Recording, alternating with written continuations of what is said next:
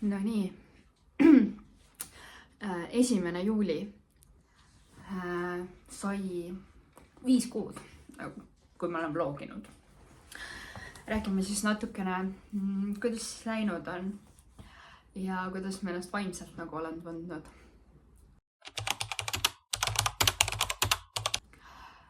Ma ütlen seda, et esimesed paar kuud olid minu jaoks vaimselt rasked, sest mul oli väga raske avada ennast ja kui ma avan, siis ma avan põhimõtteliselt tervele maailmale, terve internetile ja kõik, mis ma räägin, jääb internetti. Ja mõningates kohtades näiteks, kui ma vist rääkisin enesetapukatsetest ja nii edasi, siis ma tundsin ennast ülihalvasti pärastpoole, mõtlesin, et issand, kas ma pidin ikka nii palju rääkima ja mis nüüd saab, on ju. Ja alati ma sees on siuke kriitika, on ju, kes ütleb, et aga milleks sa seda nagu teed? Aga miks ma seda teen? Alustame üldse sellest, kus kohast mul tuli see mõte hakata vlogima. Ma olen juba ammu mõelnud selle peale, et võiks hakata vlogima, see oli juba äkki eelmine aasta. Siis kui ma mõtlesin, et davai, võiks vlogima hakata. Ja ma alustasin Instagramist. Instagramis jagasin mingisuguseid asju, ma mäletan, ma vist jagasin seal veits enesetapu kohta. Jagasin psühhaigla kohta ja oma sõltuvustest rääkisin niimoodi kuidagi pealiskaudselt, siis tol hetkel rääkisin pealiskaudselt. Ja siis põhimõtteliselt aasta lõpus, ehk siis selle aasta alguses ütles mulle psühholoog, et ma peaksin endale leidma hobi. Kuna mul hobi endal polnud juba päris kaua aega, sest et hobiks võis nimetada mingisugune, mina ei tea, kõik halvad asjad, mis mul olid mu hobid. Aga ei, ma pidin otsima ja siis ma leidsin Lego ja järgmisena, mis ma leidsin, oli see, et võiks hakata vlogima. Sest tavaline mingi depressioonipaariku laadne, panen endale eesmärke kirja. Ja panen endale eesmärke kirja, pärast pole premeerin ennast, kuna see oli hästi tähtis,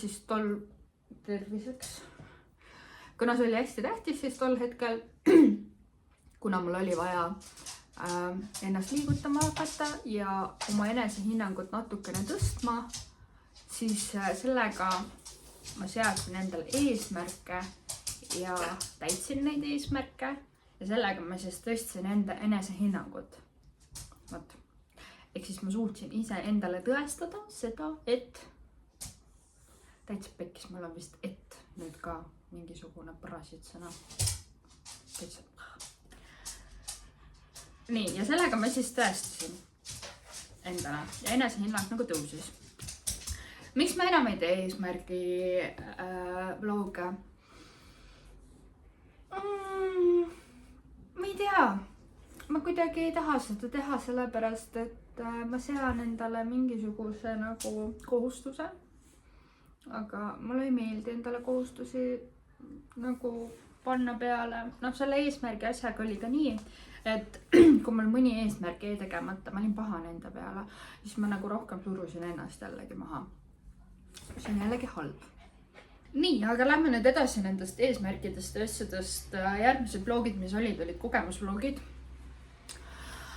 Kogemusvlogides oligi see kõige suurem koht, kus ma ennast halvasti tundsin.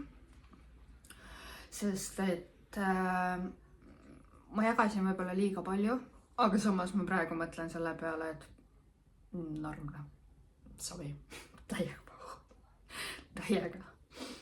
Saate teada minust midagi, saate, issand jumal, mingi Katrin Tartust, siuke asi, mis see nagu nüüd teeb, Okei, aga nüüd, mis mu eesmärk praegu nagu on see, et ma tahaksin ikkagi natukene arendada seda vaimse tervise vloge, sest et meil Eestis neid väga hullult ei ole, kes julgeks rääkida vaimsest tervisest ja nii edasi. Ja mõtlesin, et aga miks mitte, ma võin seda teha ja selles suhtes ausalt öeldes ma ei näe palju vaeva mingi vlogide tegemisel. Ma teen need suht mingi, tuleb välja, siis tuleb, on ju. ma ei vaata väga palju ausalt öeldes neid vaatajaid.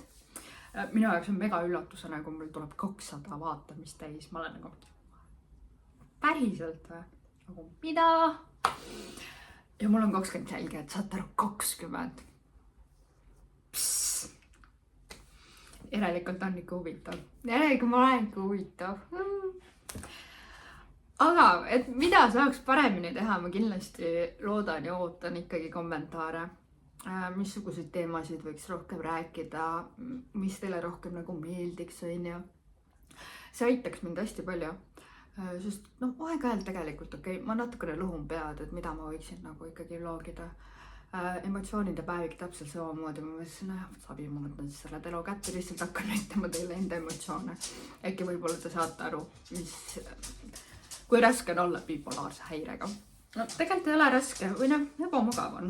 Okei, ma ei valeta, mul ei ole pointi valetada, jah, on küll ma elada sellega. Ja kas ma oleksin arvanud, et ma juba nii kaugele oma vlogimisega? Ei, aga ma tean, see on alles algus. See on alles algus ja aitäh teile, et aitate mind sellega. Räiga motivatsiooni annab neid vaatamisi. Like ka. See on nagu täiega äge ja ma arvan, et ma olen suhteliselt valmis ka negatiivseteks kommentaarideks. Ma arvan, võib-olla mitte. Ma ei tea. Võib-olla ma lihtsalt loen seda ja raudselt see annab mulle südames. See ei kindlasti. Ma olen ka inimene. Võt niimoodi. Aga jah, ega rohkemgi pole mitte midagi öelda. Ma lihtsalt tahtsingi öelda, kus kohas see kõik algas ja miks see nii algas ja kus ma siis praegu olen ja kus ma siis ennast varsti näen äkki. Aga ma ütlen, YouTuber ma pole endiselt. Ja issand jumal, vlogger ma pole ka. Ma olen täitsa tavaline Katrin. Ja ma lihtsalt jagan teiega enda elu. Vähemalt natukene. Palju ma ikka jagan, tegelikult ma jagan teiega võib-olla 15–20% oma elust. Igapäevasest elust, ehk siis. Suht palju jääb nagu jagamata, sest et ma pean ka arvestama teiste inimestega. Ja mingi diivanil pikutamist ma arvan teile ka ei viitsi päris jagada. Ma arvan, et see kutiks teid ka. Bot. Aga järgmine kuu on pool aastat, kui ma olen vloginud. Ja see on äge. See on üliäge, mis ma alustasin kusjuures. Ausalt. Nagu mu selle aasta moto lause on pohhui. Lihtsalt proovime. Ja üldjuhul tavaliselt on hästi head asjad nagu sellega tulnud. Ma siin paitan koera. Et jah. Jah, ei, mul on uus parasit sõna. Mul on et. Täitsa lõpne. Ma ei mäleta juba, mis mu eelmine parasit sõna oli. Äkki aga ja et. 2 nõmedat parasit sõna. Ihkan neid. Nii, aga ma lõpetan selle vlogi ära ja järgmise vlogi ma ütlen kohe ette ära. On emotsioonide päevik 2. Ehk siis ma juba näitan teile täpsemalt seal ja räägin, mis seal saab edasi. Aitäh teile vaatamise eest!